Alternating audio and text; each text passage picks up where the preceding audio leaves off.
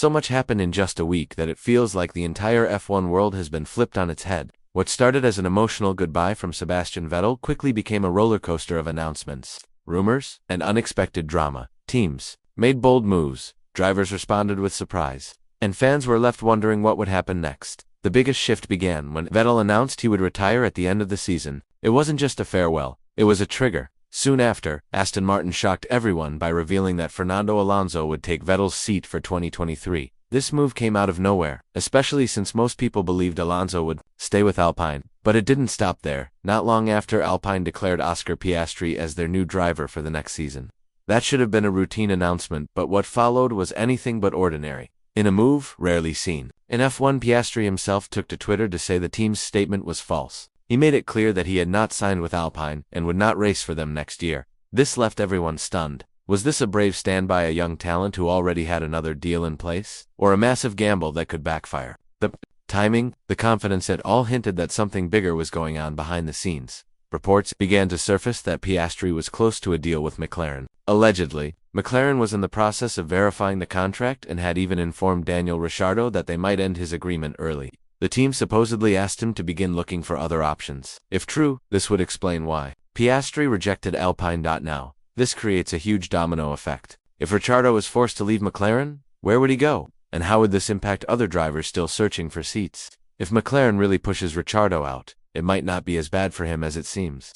Truth is, things haven't clicked between him and that car since day one. Despite his win in Monza, his overall performance hasn't met expectations. It's not that he forgot how to drive, he just couldn't adapt to the McLaren setup. Some cars fit certain drivers, and this one just never suited his style. Many fans argue that we haven't seen the real Ricciardo since he left Red Bull. His move to Renault showed glimpses of his old form, but at McLaren, the struggles only grew up. The final blow came when McLaren's CEO, Zak Brown, publicly admitted that Ricciardo hadn't delivered what they hoped for. It wasn't just harsh, it shattered whatever confidence Ricciardo had left. So now the question is, where does Ricciardo go next? Interestingly, Alpine's former team might be an option. Team boss Otmar Szafnauer has hinted they'd be happy to welcome Ricciardo back. He even said there would be no problem bringing him into the squad again. Of course, that all depends on how Alpine handles the Piastri situation. At this point, nothing has been confirmed. Alpine hasn't made any official statement about Ricciardo returning, but the possibility is real. Remember, even though Piastri publicly rejected the seat, Alpine says he's still under contract.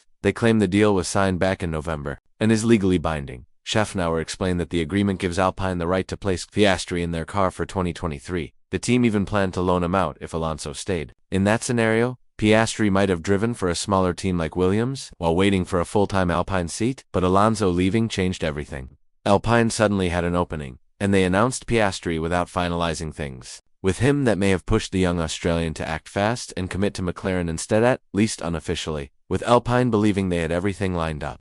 Piastri's public denial hit them hard. Just hours after the team's announcement, Piastri made it clear he had no plans to race for them in 2023. That kind of public pushback isn't something you see every day in Formula One, especially from a rookie. But this wasn't just a bold move, it was a calculated one. Sources say Piastri's management, led by former F1 driver Mark Webber, had already lined up a deal with McLaren. According to reports, the agreement is currently going through legal checks, and McLaren has informed Ricciardo about the situation. If everything falls into place, Ricciardo could be on his way out, and Piastri would be taking his seat. For McLaren, this is about long-term performance. While Ricciardo has experience, Piastri represents future, potentially young, fast, and hungry to prove himself. But this situation could easily turn into a legal mess.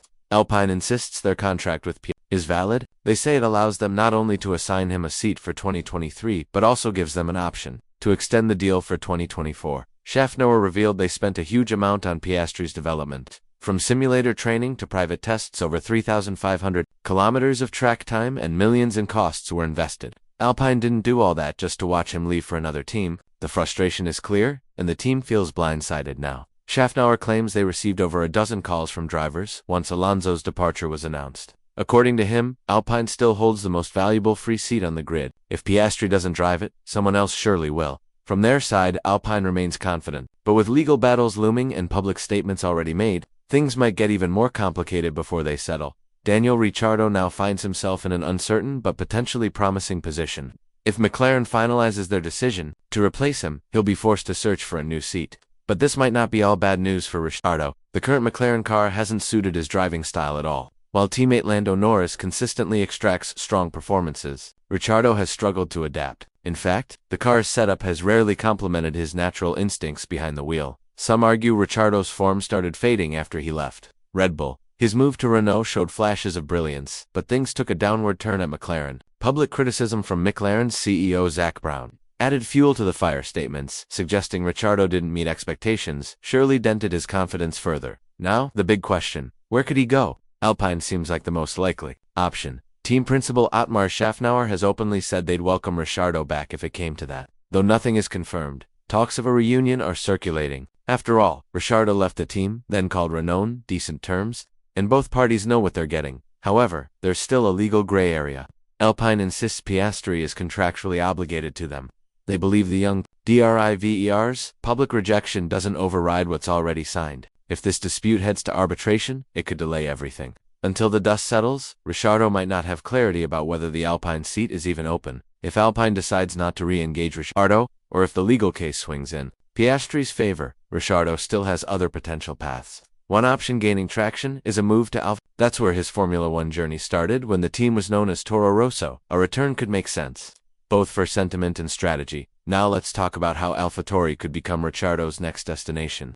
For that to happen, Pierre Gasly would need to leave the team. On paper, it sounds unlikely. Gasly is under contract with AlphaTauri until 2024, but there's a specific clause in his deal that changes everything. He can exit the team if he gets an offer from a constructor that's placed higher in the championship standings. Alpine fits that condition. If Gasly moves to Alpine, it would open the door for Ricciardo to step into AlphaTauri. This wouldn't be a bad outcome at all. Ricciardo already knows the internal culture and operations of Red Bull and its sister team. The car's design could better suit his driving preferences, which might help him bounce back to his former self. And who knows, if he performs well, it might even spark talks of a potential return to Red Bull, where he once made headlines with race wins and bold overtakes. As for Gasly, a switch to Alpine could be exactly what he needs to reach the next level. He's already proven his talent by winning a race with AlphaTauri in Monza back in 2020, but the team's recent performance has been inconsistent. What used to be regular top 10 finishes has turned into early qualifying exits and frequent mechanical issues. At 26, Gasly is entering his prime, and if he wants to challenge for podiums, he'll need machinery capable of matching his skill. Alpine, being a factory team with growing ambitions, offers just that. Plus, with both Gasly and the team being French, it could be a natural fit from a branding and cultural perspective. So here's where things stand. Ricciardo might get a new lease on life with AlphaTauri. Gasly could break free from Red Bull's shadow and head to Alpine, and Piastri, depending on how the legal battle unfolds, may step into McLaren. It's a game of musical chairs at the highest level of motorsport, and nothing is certain until contracts are signed and announced. This entire situation has been one of the most unexpected turns in recent F1 history. What started as a calm summer break has turned into a full-blown driver market shakeup, and the ripple effects are still being felt. Whatever happens next, one thing is clear: Formula One never fails to surprise.